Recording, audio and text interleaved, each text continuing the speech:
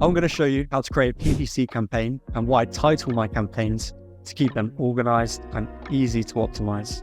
Now, I understand you're very busy running your business, so I'm going to make this video quick and to the point so I don't take up too much of your time. And if you have any questions, feel free to get in touch. So from your Seller Central account, you want to go to the top left, click on the menu, scroll down to Advertising and Campaign Manager. This is where all our campaigns, both active and inactive, can be seen. We're going to go to create a campaign here. Cool. Now we have the option to choose our campaign type. So we have sponsored products, sponsored brands, sponsored display ads. In this example, we're going to look at sponsored product ads. However, sponsored brand and display ads they're quite similar setup. So for sponsored product ads, go ahead, click continue. Excellent. Now we have to create our ad group name. We start with the date. So the date I created the campaign. This is just so the campaigns are easy to look at in Campaign Manager. And so far, to make a massive optimization, add another day of perhaps the optimization date there. Again, it's just so I can easily read the campaigns in Campaign Manager.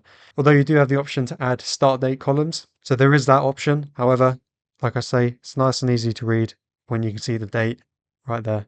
And then I follow the date with the ASIN, or if I'm targeting just a singular ASIN in the campaign, I'll just enter in that ASIN number there.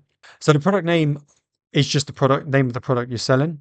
So say if I was selling a two-seater sofa, however, perhaps the specific style was called Arctic, that would be the product name, Arctic, and then the variation would be the two-seater.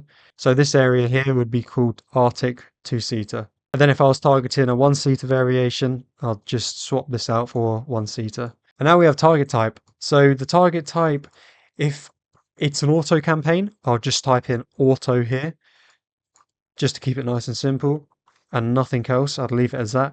However, if it's either a broad, phrase, or exact match, I'd type in broad, phrase, or exact match, followed by the keyword I'm targeting. So you're entering the keyword here. If you're targeting multiple keywords, I'd go ahead and type in multiple and then keywords.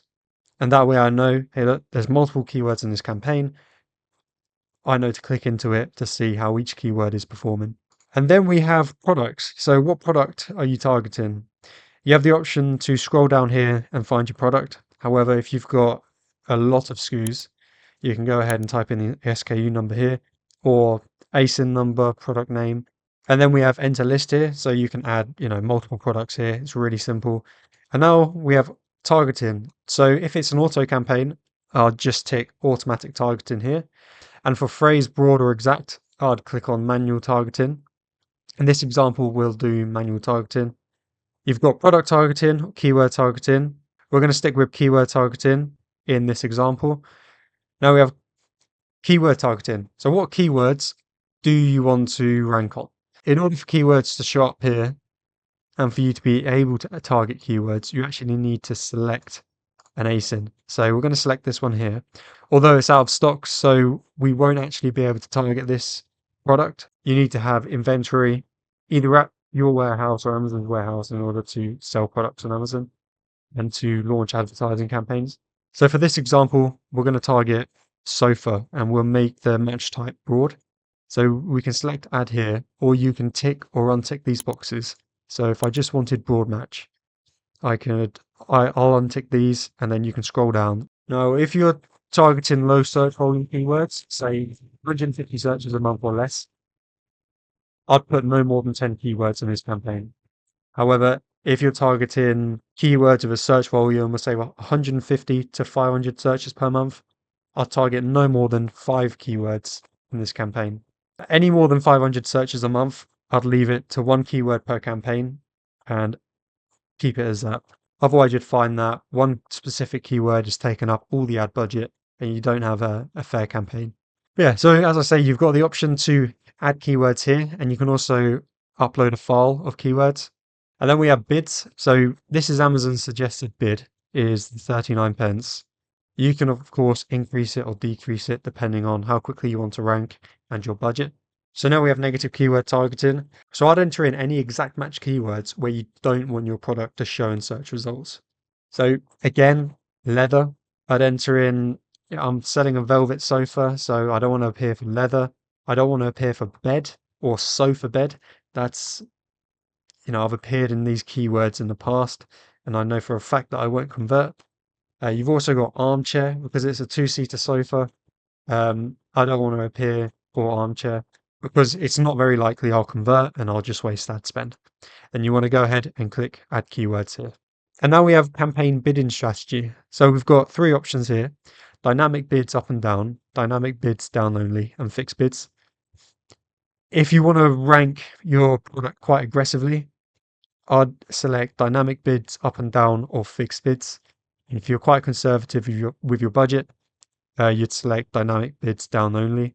This means Amazon will not exceed your bid, and in fact will decrease your bid when you're less likely to convert. Fixed bids, Amazon won't change your bid amount, it'll stay the same. And then you've got dynamic bids up and down. So when Amazon thinks you're likely to convert, Amazon will increase your bid amount. Now we have top of search, rest of search, and product pages. This is the bids by placement. So if you want to appear on the top of search results, how much more are you willing to spend, right, per click? So if your bid is £1 and you put a 50% top of search, that means you're happy to bid £1.50 for your product to appear top of search. However, this doesn't apply if you select dynamic bids up and down, because Amazon will increase your bid amount anyway. So you'll spend more than £1.50. You could end up spending £2.50 or even more. Of course, this isn't the same if you do dynamic bids down only or fixed bids. And then we have our settings. So campaign name, I'd keep it the same as the ad group name. Just here. Portfolio, keep your campaigns organized. Okay. Set up portfolios. Perhaps you've got portfolios for ranking a specific product or revenue generating portfolios. Just keep your campaigns tidy. And then we have start date. So I would do it today's date, unless you want to launch your campaigns in the future. And then don't select an end date. Country, United Kingdom, and then the daily budget. I would recommend at least Amazon's suggested daily budget. I hope you found this video valuable. If you have any questions, feel free to get in touch. I'm happy to hop on a call and we can discuss your needs or problems. And yeah, I'll see you on the next video.